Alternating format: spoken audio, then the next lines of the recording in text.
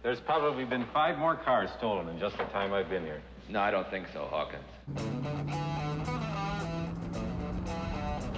When Toby set out to do Gone in 60 Seconds, he had a goal to do the greatest chase scene ever done.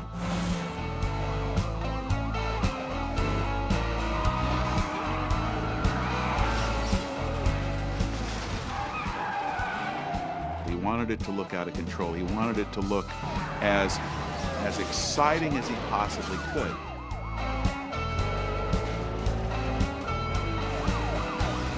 I had no idea that the picture would become as popular as it did become.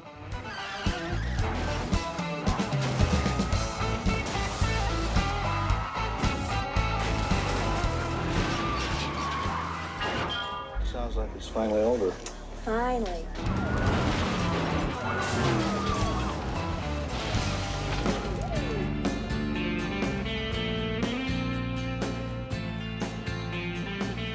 It may not seem like it on the surface, but what you're about to see is a love story. Not in the traditional sense, perhaps, but a love story nonetheless.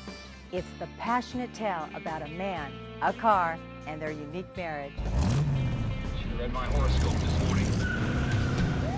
Hello, I'm Denice Halicki, and I'm so proud to be here. And this is Eleanor, the leading lady of my late husband, Toby Halicki's original 1974 classic, Gone in 60 Seconds.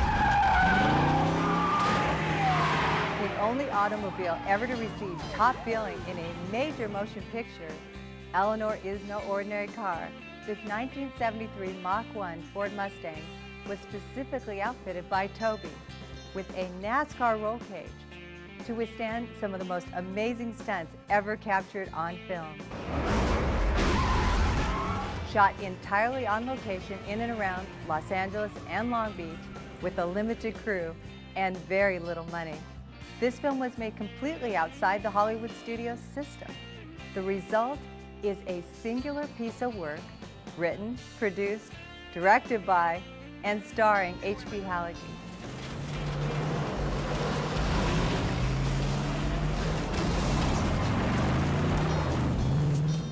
The Car Crash King, or Toby as he was known to his friends, also designed and executed the wild stunts, many of which had never been attempted. He even marketed and distributed the film himself, grossing $40 million and serving notice that a maverick form of guerrilla movie making could compete against the Hollywood heavyweight. We are pleased to offer an inside look at the unlikely romance between its 2 remarkable co-stars, Toby Halicki and his leading lady, Eleanor.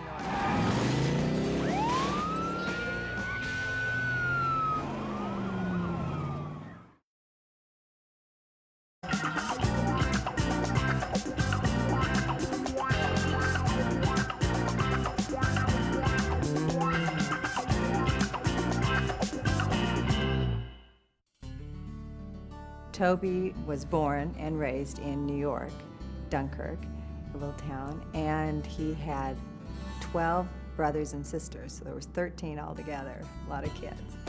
And they were in the tow truck business. So from a little boy, it was a big family business. So he learned to fall in love with cars. Each one of the kids had nicknames, and his was Toby. And his real name was Henry B. Halicki. Now, as he got older, he had another nickname, and that was the Car Crash King, which you can understand why he got that nickname, too.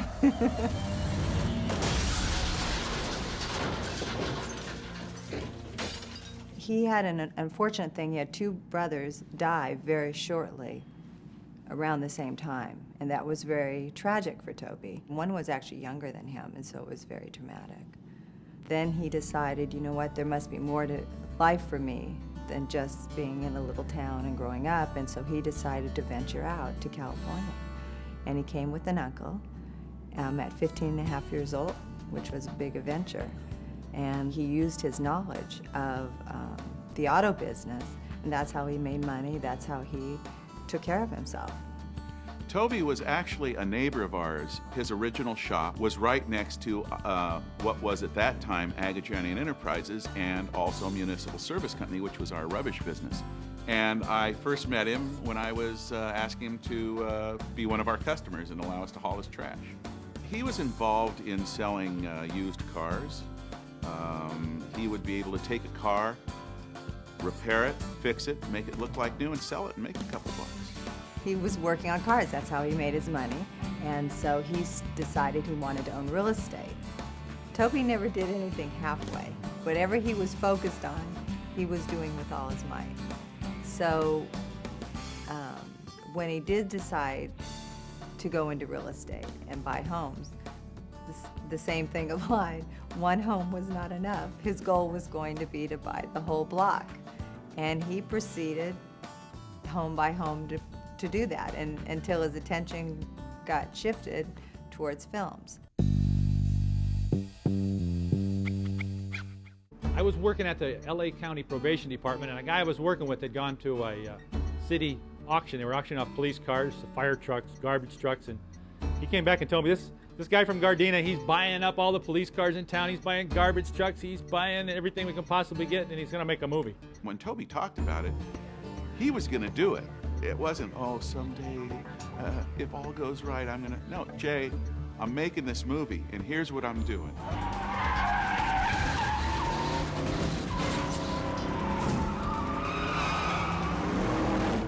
The script was, it was thin. I think it was about a 10-page script that really, you know, it was a movie that was built rather than scripted.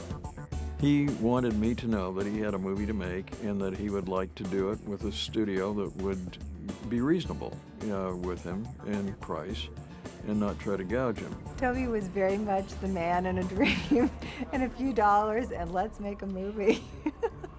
And he would gather people around him, but not necessarily experts.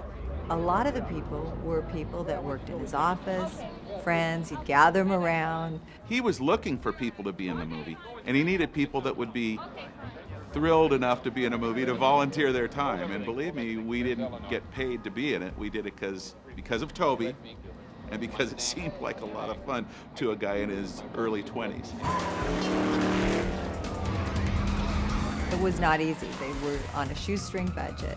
He needed you to do things the way he envisioned them. But remember, what he envisioned was not on a piece of paper necessarily or a script. It was in his head. And if you weren't able to fulfill it the way he did, then sometimes he would fire people, you know. But it was because he had visions and was passionate about those visions and wanted to see those visions be fulfilled. I think he was in a business that demanded a very strict observance of rules, and that was a junk business. I think that Toby could bring some of that into the motion picture business too, and did. I think he could be very demanding of crews and whatnot. I think you have to be tough to make a movie.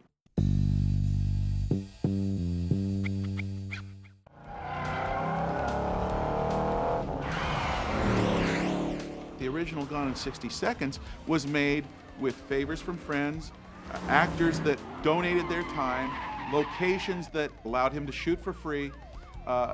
So Toby was a thankful guy at that point. A lot of times they would just get on streets and just drive and grab a camera, and off they went. We had a station wagon that we rigged that was a weird camera car.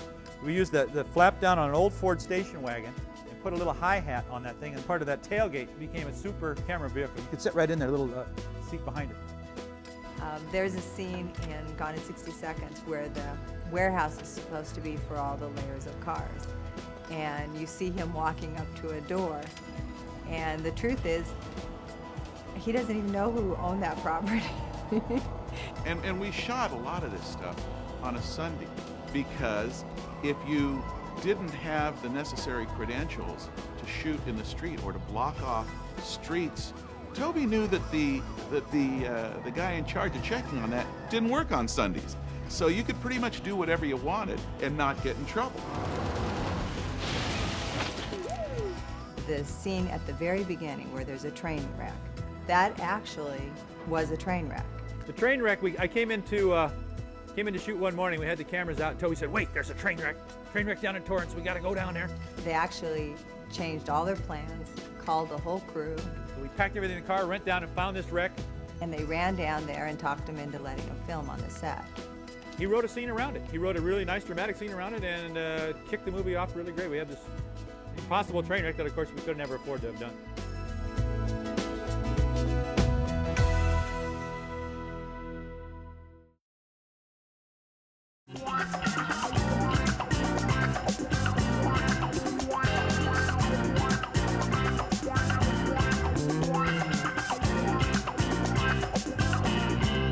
Man, we've only got a few minutes. Suspect just crossed Western Avenue, so we have to hurry. I get the cars in the covered area, and we're going to set up a roadblock in the street. Now let's move. Toby said, we're going to be setting up a roadblock. I'm going to be coming straight at you, and you and another guy are going to have your cars nose to nose. When I get close enough to you, I'm going to do one of those trick turnarounds. I can see Toby just hauling. I mean, he's hauling down the street. I'm going, he's got to do that trick turnaround thing any second now.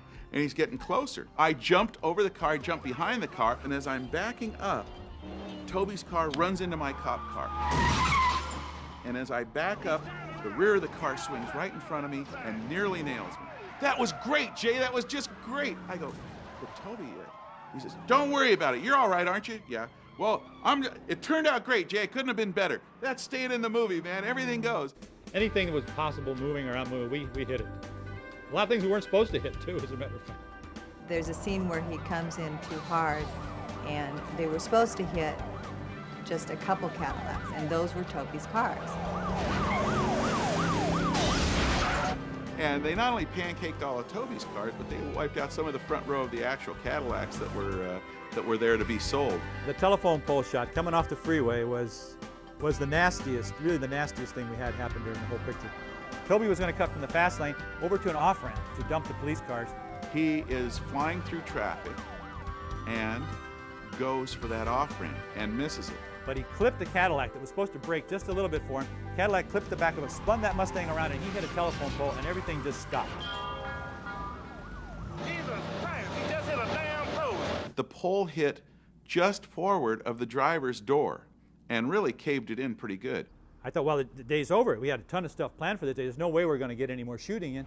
He just figured it out real quick. Well, no, I'll back away from this pole and take off up the street, and we'll just continue on, and that's exactly what they did.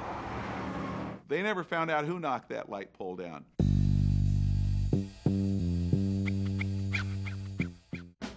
When Toby set out to do Gone in 60 Seconds, he had a goal to do the greatest chase scene ever done. That was his commitment. He said it was going to be a high-action picture with probably the definitive car chases up to that time.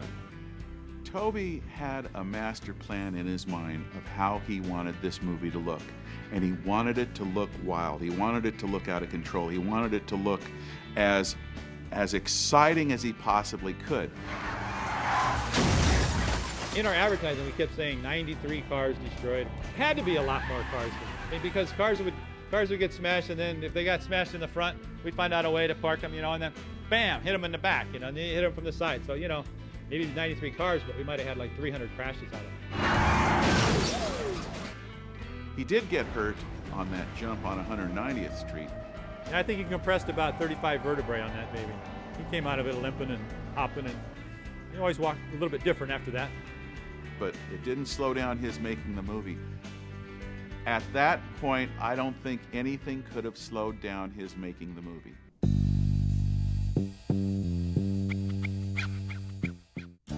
I think Toby was aware of Hollywood. Anybody has to be, really. But I don't think he was concerned with Hollywood. And they certainly didn't concern themselves at that point with him.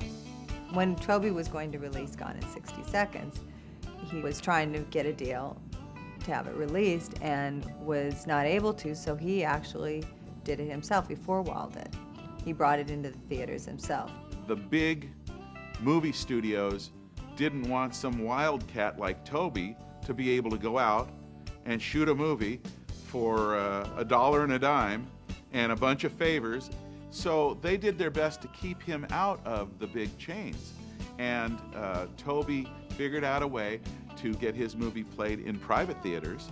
He was a tremendous promoter, would get to know the mayors and the city councils, the police chiefs of the town, and hooked them up with the theater owners, and made an event when the movie came to the town. This car was then put on a trailer, it was towed around, went to almost every market. It was like a road show going across the country, kind of like a traveling circus in a way. Town to town, TV market by TV market, and that's the way it built up.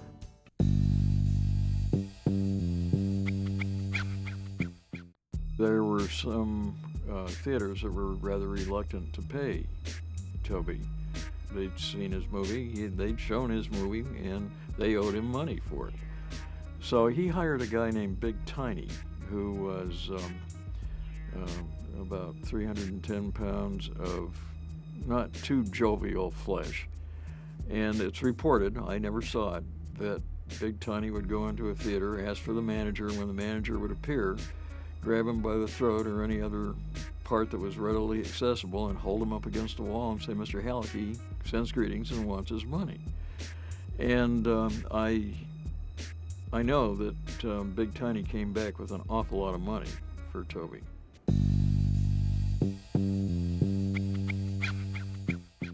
By doing Gone in 60 Seconds, it grossed $40 million. It played in an amazing amount of theaters, and then it had a real demand in Europe too, a big following. And in Japan, there's a huge following, and just around the world. I knew there was a tremendous amount of effort put into this picture, but I had no idea that the picture would become as popular as it did become. The thing about Toby was he was a fighter. He fought all the way. He battled this thing through, and that's just the kind of a guy he was. He wouldn't take no for an answer. He wouldn't take maybe for an answer. It had to go his way. That's the way it worked out. Once he started making money, the money just allowed Toby to be Toby. It allowed him to collect the cars that he loved. It allowed him to do the wild things that he loved to do without constraints. I think success can cause people to become cautious of other people. But Toby didn't change a bit. If you told him, no, this can't be done, he'd figure out another creative avenue where it could be done. He was into creating dreams, making things happen that other people say by the conventional way it wouldn't work. Well, maybe because he didn't do it the conventional way, he was able to fulfill things that normally couldn't be done.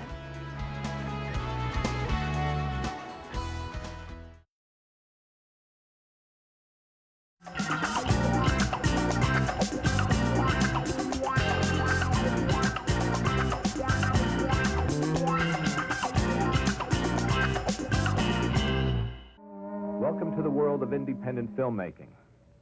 If you were one of the millions who saw the chase thriller of the 70s, Gone in 60 Seconds, I want to thank you. Toby actually did several films. His first film was Gone in 60 Seconds. A few years later is when he did The Junk Man. The Junk Man. Michael, why do they call him The Junk Man? Before he decided to get into the movie-making business, he was in the auto junk business, and now he collects stuff. The Junk Man brings you intense, high-speed action. Witness the destruction of over 150 vehicles in some of the most daring airplane, car, and blimp stunts ever filmed. The Junk Man is in the Guinness Book of World Records for the most amount of cars wrecked and trains and planes. So he took Gone in 60 Seconds and brought it up one step by wrecking 150 cars in The Junk Man. The Junk Man, 2 years in the making. The chase thriller of the 80s. Rated PG. Junk Man. Doing a film that's as dangerous as this and being your own stuntman, just pulling the glass out of your fingers and out of your ears and your teeth and the rest of your body is unbelievable. And all the blood you see in here is mine. This is the dangers of making a stunt movie. Very fortunately, the pilot was a very professional pilot and was managed to bring the plane in without killing himself. We were very, very lucky, both of us, to still be alive. Toby actually in that one did a behind the scenes of talking about independent filmmaking, so he started to understand how special what he was doing and telling you how difficult and dangerous filmmaking can be in stunts. Being personally involved in making a film You have no one but yourself to blame if something does go wrong. Made up at all, just a little lip gloss, that's all. I supervise every detail, from the preparation of stunts down to the placement of a name tag. And then he did Deadline Auto Theft. And Deadline was kind of the best of everything he had learned so far. And if you look back in his films, there were times in each and every film where there were accidents that unfortunately we could have lost Toby. It obviously was dangerous what he was doing, and it proved to be so.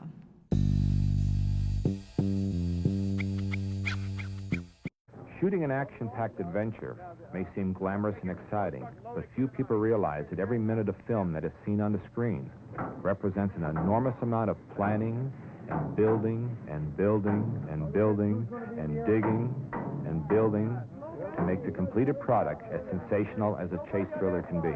I met Toby in 1983. At that point, he had already done 3 of his films, and was a time in his life when he was kind of in between films, not filming at that time. And a gentleman met me and said, there's somebody that you really need to meet, and told Toby the same thing. And I remember being love at first sight. And Toby later told me that it was for him also, which is wonderful. Toby and I actually dated several years, and then we got engaged. It took a year just to design our wedding ring, and Toby was building our dream house. It was 8 acres up in Rolling Hills. It was gorgeous. Toby owned what was one of the world's largest toy and automobile collections, and it was amazing. There was over 100,000 collectibles. I mean, hundreds of different categories. And this collection was the size of about a football field, if you can only imagine. It was just amazing. And Toby had the whole location built almost like a Knott's Berry Farm, like an Western scenery. He took actually Western doors, old doors from old towns around the United States, and actually created this building that has a very Western feel to it, and hidden doors so you could actually drive large vintage cars in and park them within this toy collection. And then Eleanor had her own room. That was the movie room. Had all the movie posters of Gone and Junkman and Deadline, all the films from around the world. And Eleanor sat there with her own room. It actually was a very private life, just the two of it. It was not involving the film business at all until he decided years later that he was going to do what was to be Gone 2 at the time.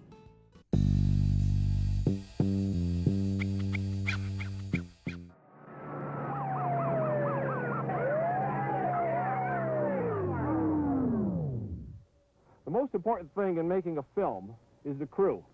And I want you to know that this is the most cooperative, dedicated, hard-working, and talented crew I've ever worked with.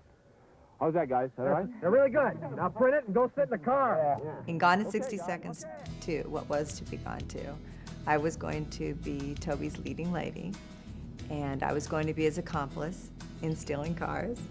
I was going to be a computer expert, and we were going to travel around the world, and that was going to be the biggest and the best, and it's got some quite amazing stunts in it. And we had in that film over 400 vehicles. Some of his best stuff is in Gone 2, actually. After quite a long engagement, Toby said, let's run off and get married.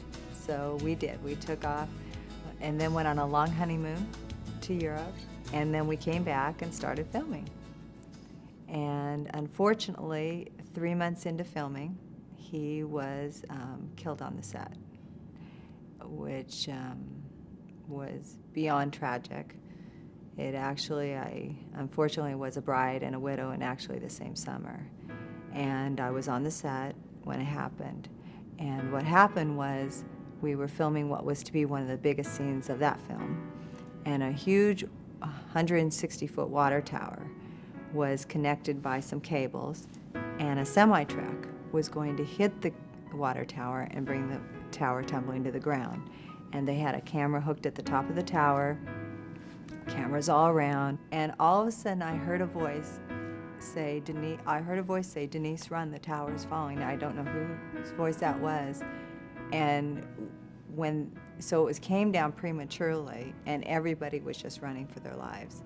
And unfortunately, what happened is there was a cable connected to the tower, and that as it started to come down, that cable snapped and actually spun and hit one of those big power poles, light poles in Buffalo, New York.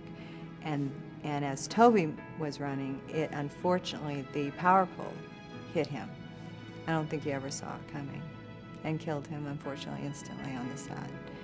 I wouldn't let anybody near me, and they insisted that if I didn't actually go and see him, I wouldn't believe that he was gone. And the trauma of picking out the same flowers for the wedding and the funeral in the same location, I mean, the things that you have to go through, I can't even explain. They're so tragic. Life becomes very fragile, and you value what's really priorities in your life. It makes a real difference.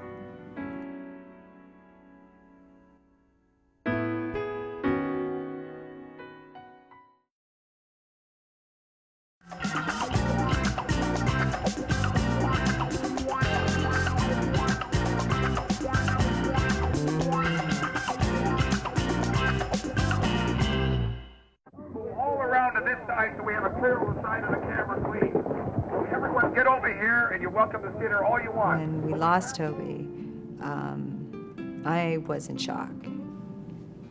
Life has a little bit of a cushion, so you can kind of handle what actually has really gone on.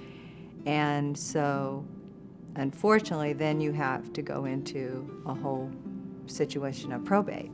That's a whole nother story. So you're in shock, you're not over that trauma, and all of a sudden now everything is thrown into your hands. And I actually had to go through 7 different trials.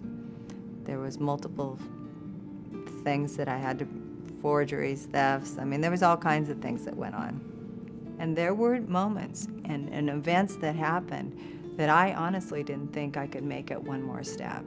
But what I learned is, don't quit. Even when I think I already failed, don't quit. Keep your feet moving, keep moving. And it was amazing, and then circumstances would turn around.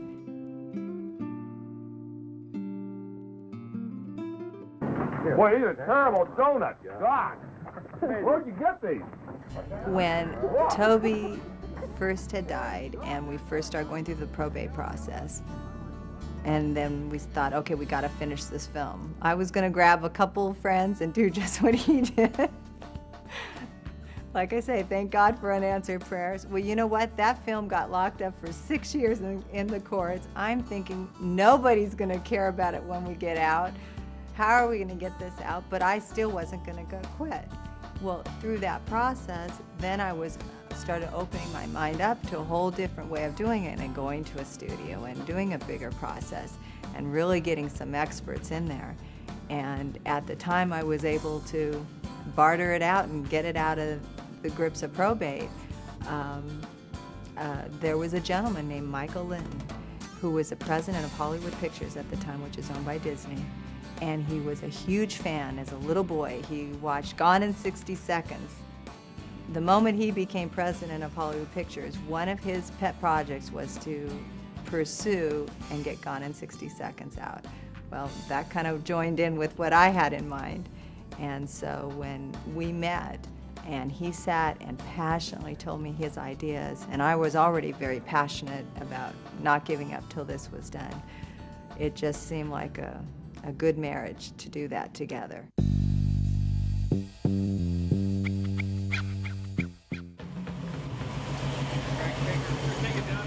When a movie gets a green light, it goes fast. And with Jerry Bruckheimer, it goes extremely fast. And so we got Nicolas Cage and Angelina Jolie and Robert Duvall and all these amazing people, and the list goes on.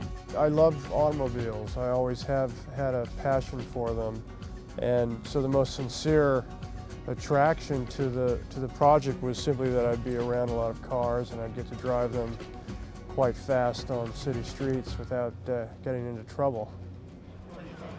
One of the most amazing things was when I met Dominic Sena, the director of the remake, and we sat down and he was explaining how he was a cameraman on The Junkman, Toby's second film. Actually, I saw Gone in 60 Seconds 4 or 5 years after it came out because I was hired as a camera operator on Toby Halicki's second picture, which was called The Junkman. I was a fledgling camera operator then. And so they asked me to see the picture so that I'd know the style he wanted to shoot things in. So I rented it and watched it. And I thought it was a great, fun piece. You know, it was short on story, but long on action, and had this great sort of long 40-minute car chase, which is the thing I remember most. For the money that Toby had to work with, and again, him coming from a fresh, his idea, his concept, him producing it, him directing it, him starring in it, him doing the stunts. So you got to give the guy credit for that. Where our project was something that we took from an original idea of his, brought it to the forefront, got Jerry Bruckheimer and Disney involved, and throw Nicolas Cage into the mix, and you got a $100 million movie versus what Toby had to work with, you know, back in the 70s. Obviously, the Mustang was going to be the last car to be stolen because that was a connection with the first movie, and that's what we wanted to stay with. So instead of it being a Mach 1 Mustang, as in the first film, we made it a GT 500 Shelby Cobra. Most films that you see made today are made around the story, around the actors, and the action is usually a secondary thing that fits into the story. But with Gone in 60 Seconds, it was totally different. And being a stuntman, it was a dream job because I've never been a part of a movie that was more about the stunts. It was, I mean, and it was nice because when Nick Cage showed up during prep, he says, I want everyone to know that I'm here to act in this movie, but the movie's not about me. This is about this car named Eleanor. I think that Toby would be pleased that people remembered the movie, and I think Toby would be pleased that Denice has done so much in perpetuating his memory. I think that Toby would have been disappointed in the remake because it wasn't as gutsy as the original, but it was a much slicker piece, and it certainly did well around the world. My mom says it's kind of like, you're kind of like, you know, that little doggy on the Coppertone commercial with the little girl and the doggy's hanging on to her little panties, just hanging on and won't let go. She says you were just like that. You just had that determination, and you might go through this or you might go through that and some rough times, but you weren't going to quit.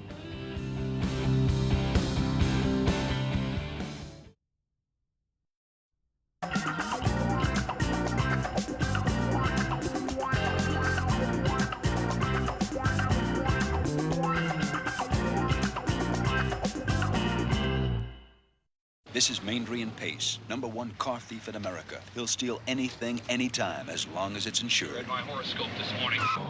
Before we were barely done with our premiere for the remake, we were in the studios once again remastering the original. We're on the set one day on the remake, and she says, Michael, do you think we can restore the original Gone in 60 Seconds? I says, well, do you have all the elements? She says, well, I think we do. And so you go see that there's hundreds and hundreds of boxes. Nothing's labeled. You can't find anything.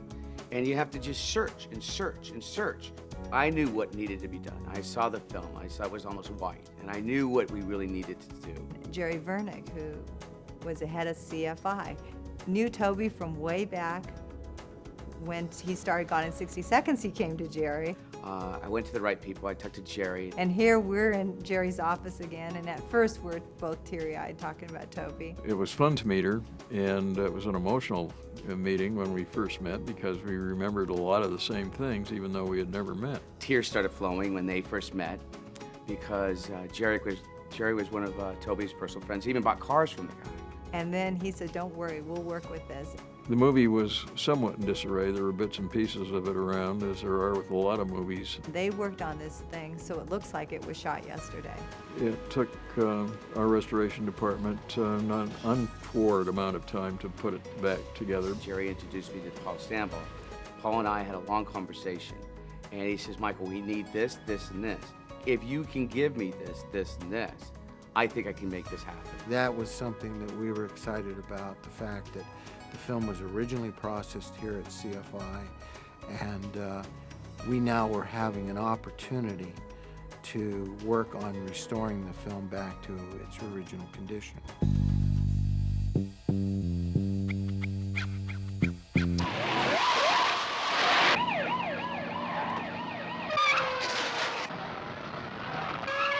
You can lock your car, but if he wants it, it's gone in 60 seconds. They went frame by frame. They color corrected everything, and they telecented. They had to fix a lot of things, so many scratches and cracks. There was quite a bit of damage in the film. With a film of this age, you will have a certain amount of dye fading, and how could we improve that? We met with Blake, who telecented it for video and DVD. Telecine is taking film and converting it to video. Just finalizing every color, making it look as sweet and beautiful as we can possibly make it. When they brought that film in here, though, it was horrible. It was absolutely faded, color gone, just scratched up, dirty, really scratched up. The restoration process was a long one. We're going to deliver over 40 cars to docks by Saturday. That's a sad story. Should have listened.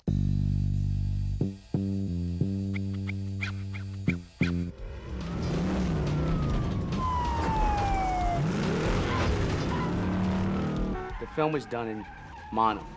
We went to Tadio Studios, and we worked night and day for probably about 3 to 5 months restoring that film. What we did was throw the entire mono track away. It was originally booked to do 5 days. It ended up being 6 weeks.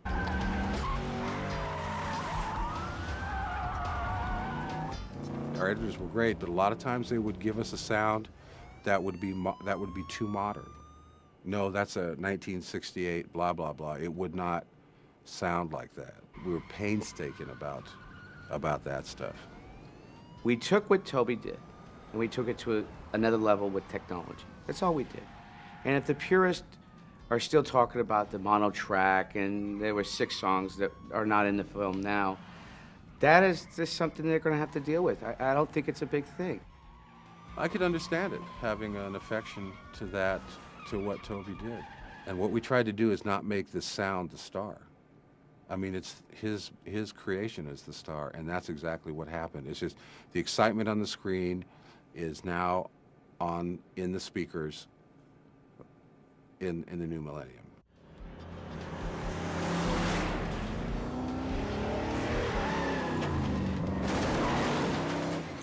Oh, I was totally stoked with the end result of this picture. And it is just so much better with the added music and the color, and now everything's timed and it just moves really nice.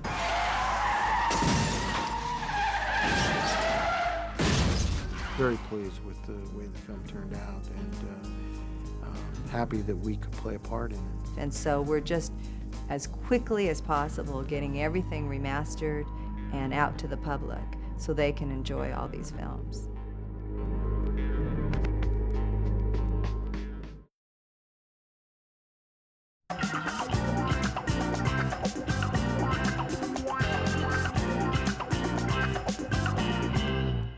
Hello, this is the long-distance operator. Is this the Kosciuszko Club in Dunkirk, New York? Yes, it is. I have a collect person-to-person call for a Adrian Pace from Annatley Jackson of Chase Research in Los Angeles. Will you accept the charges? Hold on a moment, operator. I think he's with the wedding party. I'll have to find him. All right, I'll move. Toby kept very close to his family, and they would come out to California. In fact, he always involved them when he did his films, you know, and had them part of it. And Toby loved his family. The wedding sequence in Gone, in 60 Seconds, was shot actually back in New York by his family, and actually had many of the family members in it, as you can imagine. And I believe Toby chose to do a wedding sequence because that was around the time with The Godfather, and he thought the whole wedding theme was a great idea, so that's why he put it in his own film. Toby and I spent our time traveling around the world in search of collectible toys. One time we actually flew to Monte Carlo to pick up a car, an Aston Martin Lagonda. And boy, that was a gorgeous car. He never believed in buying a new car and babying it. He believed that you hit the gas pedal and make it go as fast as you can. So it was perfect because we had the Autobahn there. And we flew with that car. And this was the kind that was heat censored, so the lights would go up like this, and people would just circle that car every time we park it somewhere. He had connections around the world at all times. And if somebody had a good deal, he always loved deals. It had to be a good deal. He would literally travel, like we did, to Monte Carlo to go get a car.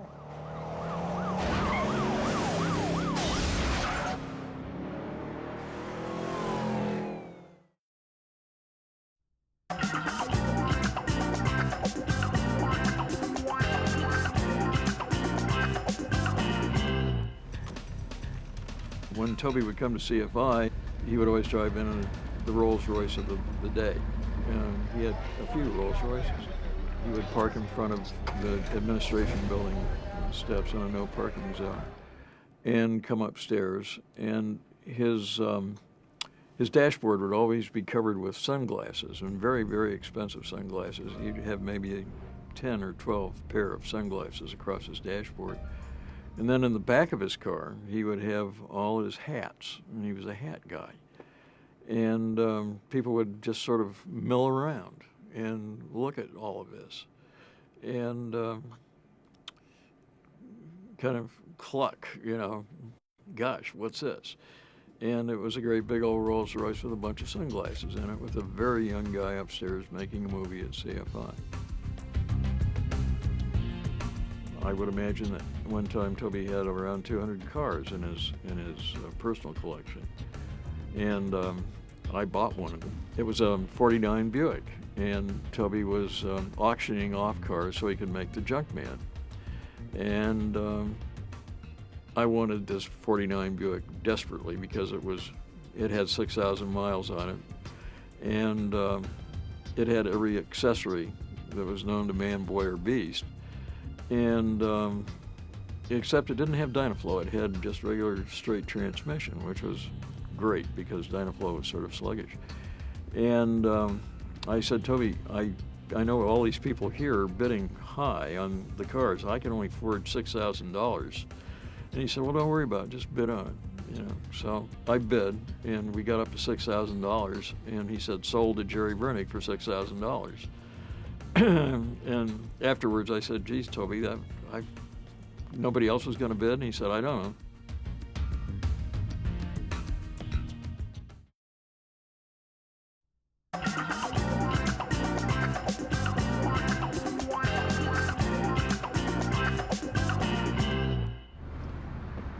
I used to occasionally go to the car wash by my house because I always loved cars since I was a baby. And I used to watch people wash their cars and all the sports cars coming in. And one day, this crashed up Mustang came in. It was filthy dirty, and I could not understand why this guy wanted to wash this car that was so beat up. So I got closer, and I got closer, and finally he smiled at me, and he asked me how I was doing, and he welcomed me over, and I said, what did you do to this car? He says, oh, I'm a stuntman, and I wrecked this car in a movie called Gone in 60 Seconds. I'm all, you got to wreck a car? And he says, yeah. He goes, that's my job. He goes, I also got to direct this movie. My name's Toby Halicki. And I said, it's very, very nice meeting you. And he goes, you want a shirt of this car? And I said, yeah, I'd love one. Fasten your seatbelt for what Carcraft magazine calls the most hair-raising chase scene ever filmed. I show up at the movie, and I probably watched the movie at least 4 times, because that's as many as my parents would bring me before telling me to get off of it. And then from that point on, I told my parents I wanted to be a stuntman. I worked so hard, and I could never really catch a great break because it's always who you know, and I didn't know anyone when I came to LA. And all of a sudden, I hooked up with a few guys named the Pachernis, and he got a movie and called me if I wanted to help him out on it. And I said, no, yeah, sure, I'd love to. It'd be an honor. He says, the movie's called Gone in 60 Seconds. And I said, yeah, right, come on. And he says, yeah, I'm not kidding you, Gone in 60 Seconds. I said, well, that's what got me in the movie. I said, but Toby's dead. I said, how are we going to do it without him? And he says, don't worry, Jerry Bruckheimer is. Well, once I heard Jerry Bruckheimer's name involved with it, I just figured, oh my God, this thing is going to be, you know, as big as what Toby made it. There was not one time in my life that I ever decided to be anything else, and it was all because of Toby. It really was, and I hope to God that he's up in heaven and he realizes that he met this little kid at a car wash and he gave him a career.